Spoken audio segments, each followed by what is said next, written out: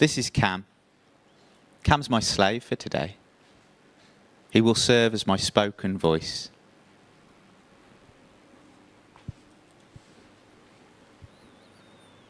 A long, long time ago, I was taken to a swimming pool by my family. And I saw all of these kids jumping into the water, and I was so excited. Mum and Dad were sitting on the side chatting, and I thought to myself, this is what it means to be a family. I jumped into the pool, and I was with all these kids, and there was a lifeguard sitting at the side staring at me, and I could feel them just watching. She got up. She walked over to my mother, and she started talking to her, doing this.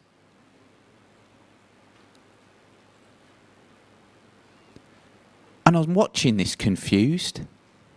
Mum comes over and gestures. So I swim over to her. Come here, son. Come on. And as she's walking me off, I'm thinking, what's wrong? What have I done? How come all the other kids get to carry on playing? What's wrong with me? And I look back at the lifeguard and she's like, nothing to do with me. I couldn't understand what I'd done wrong. And I realised it was that I didn't belong in that world. I was alone.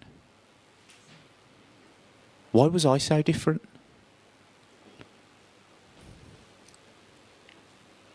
My name is Rinkoo Barpaga. And I was born on the 15th of November 1979 in Birmingham. Unfortunately, the day I was born it was raining, right? And the hospital I was born in was right next door to a prison. Typical, really. Raining next to a prison. Or an introduction. Welcome to the world of Rinkoo Barpaga.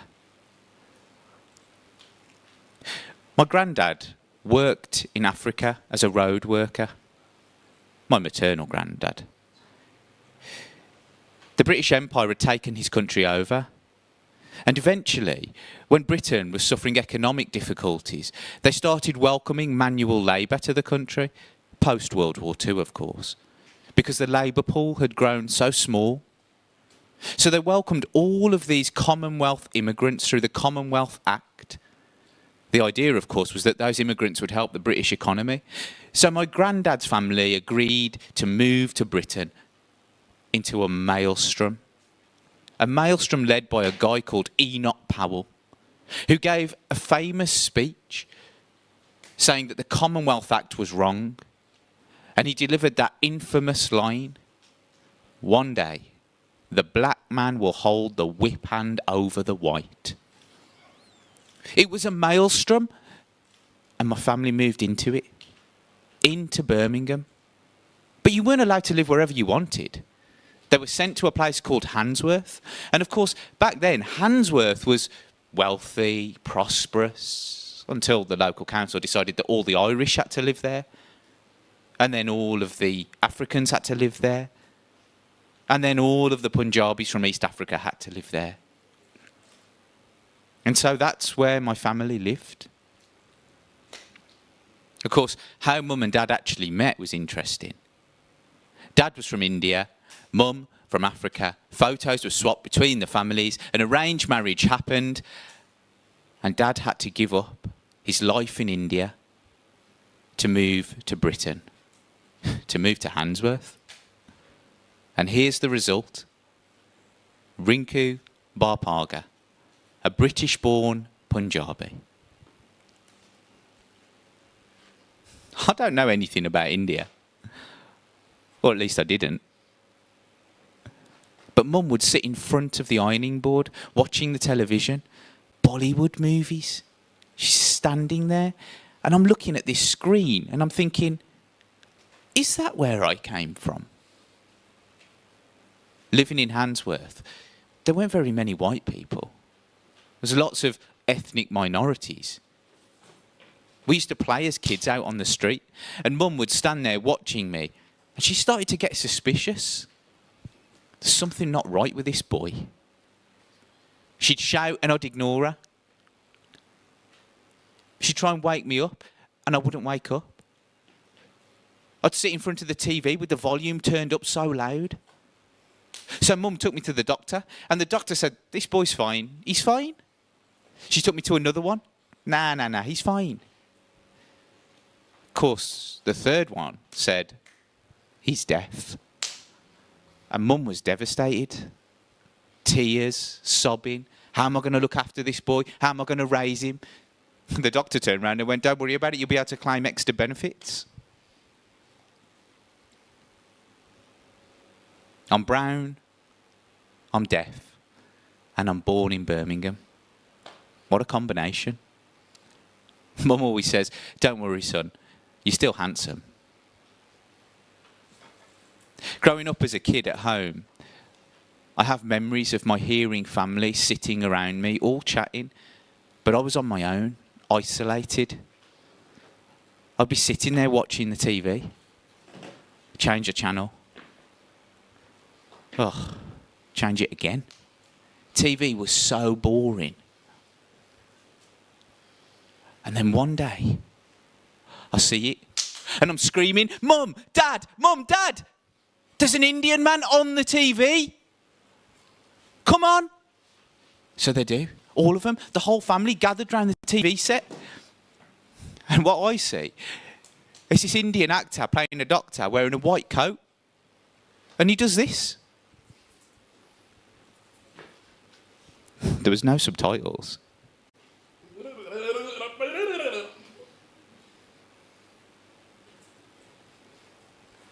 I thought, what's this? It was so shit.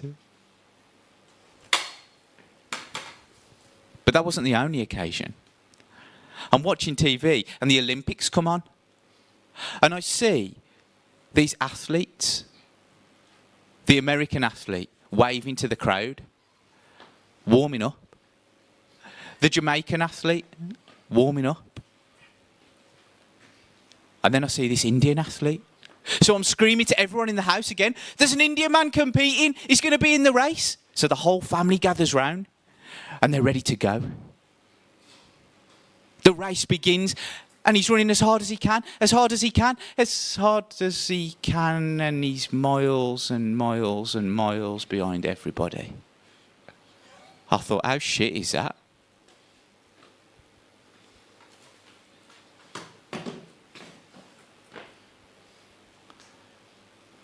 TV was boring until the day that I found someone I could look up to. Somebody I wanted to be like. Mr. T from the A-Team. He was big. He was strong. He had a Mohican. He had gold jewellery. He was a big black man and he was beating everybody up. He never lost. He always won. I was thinking, oh my God, I want to be Mr. T. I want to be Mr. T. I think, I can do what Mr. T does. I could go around punching people. Oh, Mr. T's got a crew. But I don't have a crew. I'm alone. I'm fighting on my own.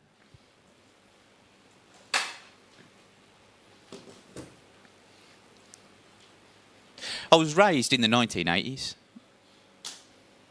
And the 1980s was the time of Margaret Thatcher, the Iron Lady, the British Prime Minister, a woman who I did not know, but her face was everywhere. It was on TV, it was in the newspapers, it was everywhere. I'm telling you that people were taking the crucifix with Jesus off the wall and putting Margaret Thatcher's face up in there instead. Thatcher was powerful. Thatcher sent the whole country to war in the Falklands. Thatcher decided that the mines were going to close. Thatcher was responsible for all the difficulties in Handsworth because ethnic minorities couldn't get jobs, so we rioted. She was making decisions about deaf kids and our education. Thatcher was almost killed by a bomb in a hotel room in Brighton. She was so powerful. She ruled my life, and the 1980s were fucking hard.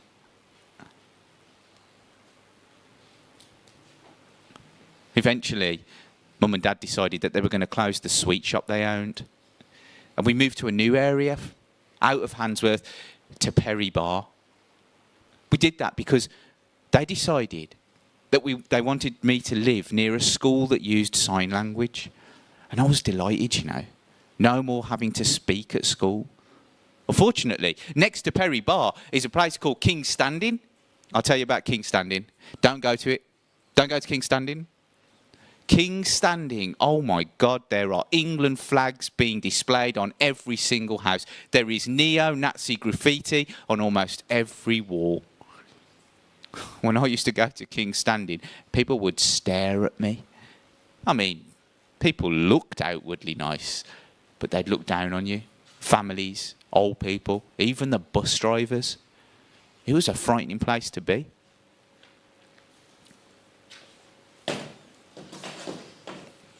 I was at home one day and I'm watching television. I'm watching Blue Peter, actually.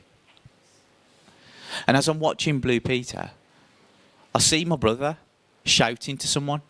And then he goes, "Oi, Rinkoo, your mate's outside." My mate? What mate? Who's he on about? So I open the front door and I can't believe it.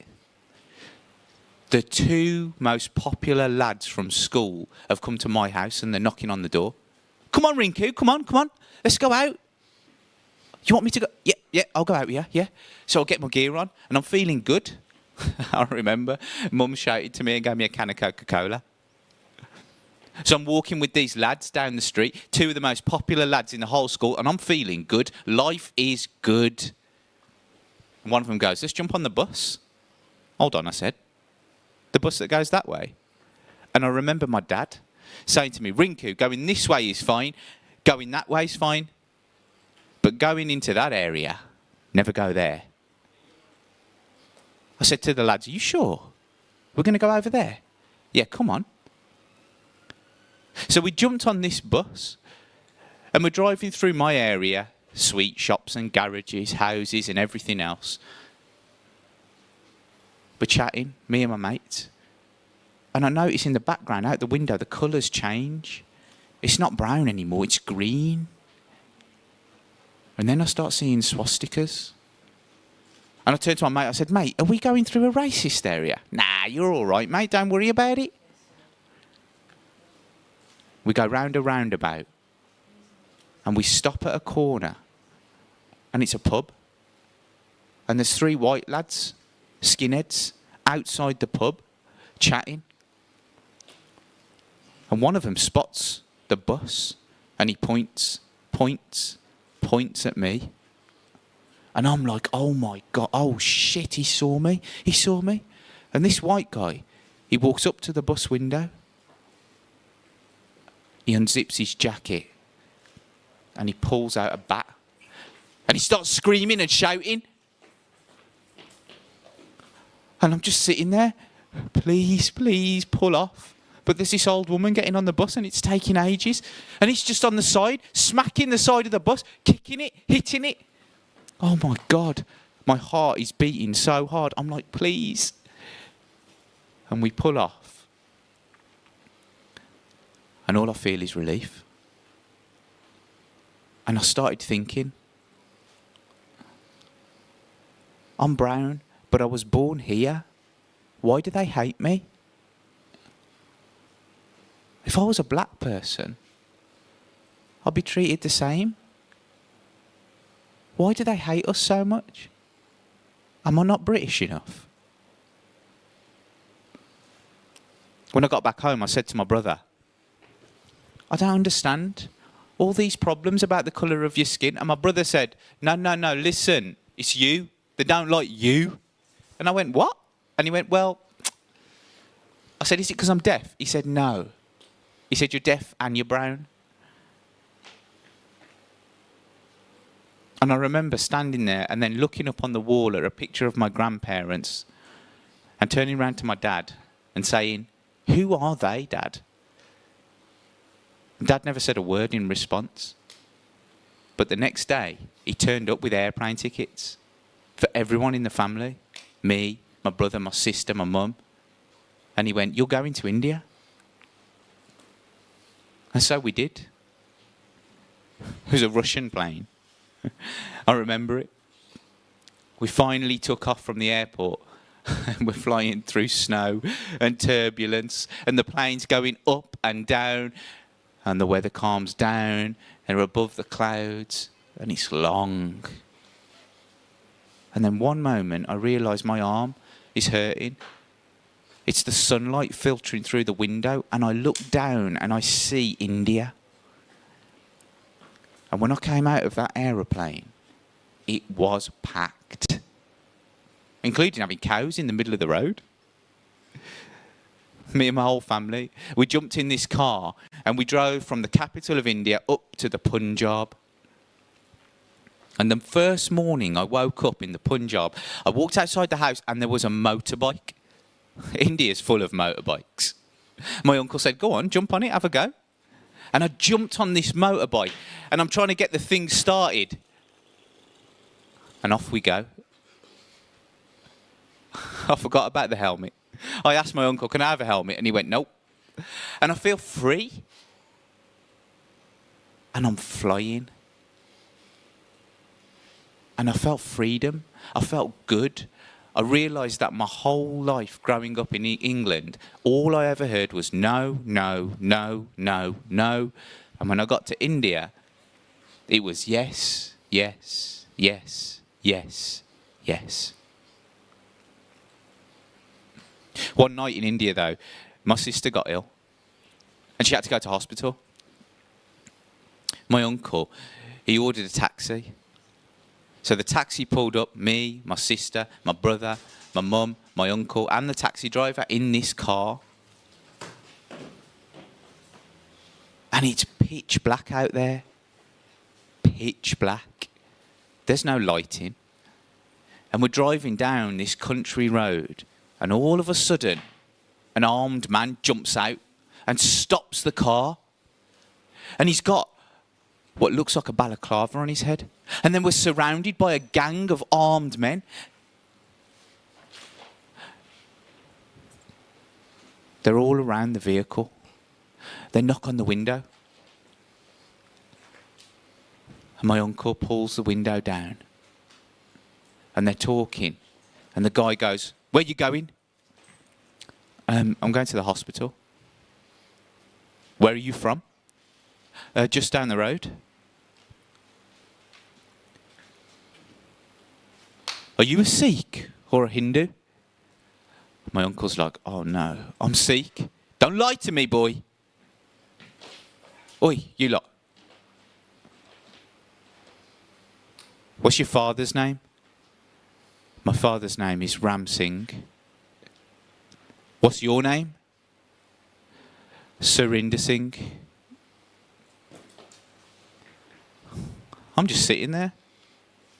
Look at that. Those guns look so cool. And then I tapped my uncle on his leg and I said, look over there, uncle. Look at those lights. And the guys surrounding the car are watching us. And they see another car coming. And they say, go on, go, go, leave. So we did. And when we got home, my uncle walked into the front room and he sits down like this.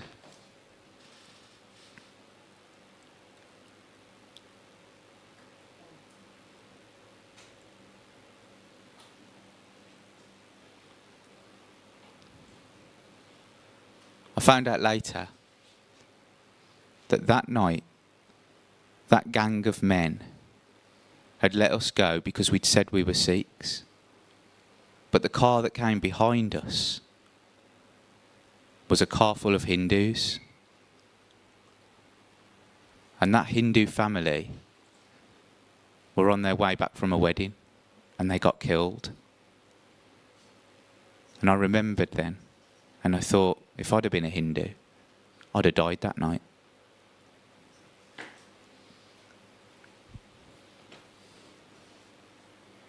Thank you.